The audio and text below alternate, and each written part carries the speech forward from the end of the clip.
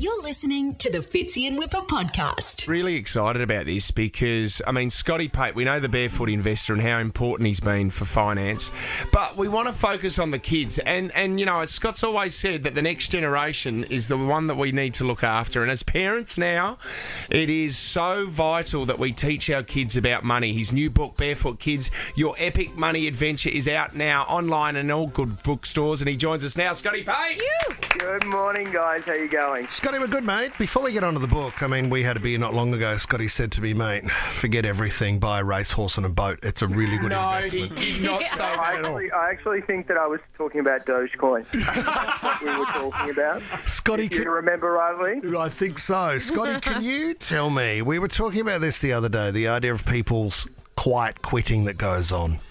And you live out in the country, don't you? And you have a quiet life in terms of people being able to access you, but you're still getting your job done in a sense. Yeah, you work for yourself, but people kind of not needing that desire to climb the corporate ladder, just getting their job done so they can really focus on living life.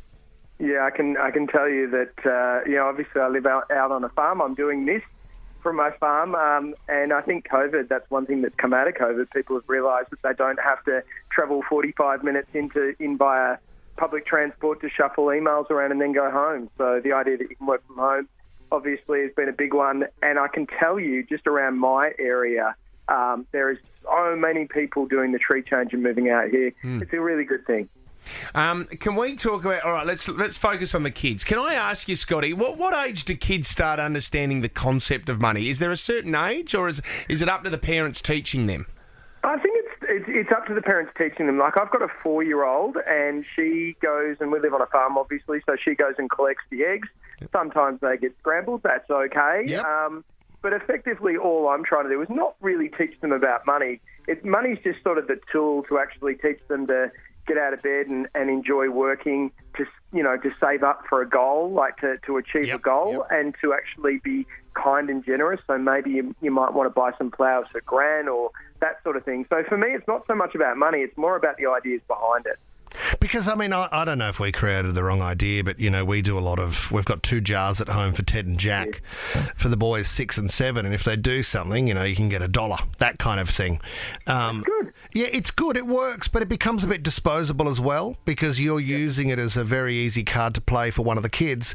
And secondly, when there's money going into the jar, there's a lack of, I suppose, structure in it, because they're not working towards one thing. Like, they're not going, okay, well, when I can get $30, I know I can buy that one thing. So I think with those ideas, you need to carry it through, don't you?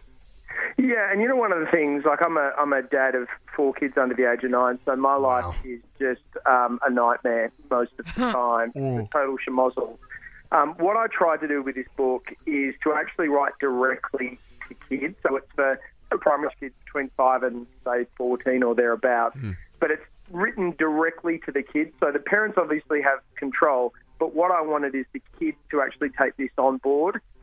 And that is pocket my heart. Scotty, you're breaking up. You might need to climb to the top of the next hill. Yeah. Have we lost him? Yeah, we've got you now, Scotty. Just take a step to the left, and we'll have a chat to you a little bit more as well. Scotty, at the moment, with the economy, the global economy around the world, it is pretty scary. The kids are exposed to all this cryptocurrency now as well. When we talk about kids saving their money, okay, for something that they want, or the one question I want to ask you, Scotty, is that I was never taught by my parents about investing. So putting money aside and putting into something that will grow with years to come. It was always the Dolomite account. That's all we really had growing up. So how do we do that with our kids and talk about investing, that if we can leave this money in there for a certain amount of time, you can watch it grow? Yes, one of the things that I do in the book is I talk about investing in a way that's really simple. So it's kind of like I make the analogy of an apple tree. You plant a little tree, and the longer you leave it, the more apples it grows. But more so than that, I've got a little girl who's 8 years old who actually explains to the kids in the book that she's investing. So the old days of having to have $1,000 to actually start an investment account don't exist anymore. Yep. You can actually download an app on mum or dad's phone and start investing for as little as $5. Then what our job as parents to do is to say every time you drive through Macca's, hey, Macca's, you actually own part of McDonald's. Hey, those Nikes that you've got, you actually own part of Nike. Gotcha. Those sorts of ways of just making it sort of normalised to the kids so that they're not 40 or 50 and freaking out when they have to go and sort out their super in front of a financial planner. Yeah. It's just something they've always done.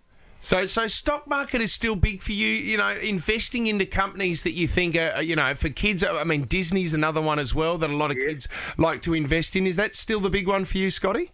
Yeah, I mean, for me, you get an index fund, so you own all the biggest companies in the world. It makes it really simple for us as parents because, you know, I play this game with my kids all the time, although they are the Barefoot Investors kids. Do we own that? Disney? Yes, you do. Netflix? Yes, you do. Apple? Yes, you do. So it's just that idea that, you know, with a small amount of money, you can own all the biggest companies in the world. And just that idea of the kids understanding that is a life-changing thing. That's great, isn't it? Because growing up, you're right, Fitz. It was like, well, no, that's not part of our world because that's grown-up stuff. That's adult stuff. So investing, share market, whatever that might look like, that's something you do when you get a lot older. I do love the kids rocking up to school, though, Scotty, and saying to their classmates that they own Netflix. Yeah. Dad said we did. Absolutely, and I've got a guy that says I don't eat the Bunnings sausage. I own the Bunnings. That's funny.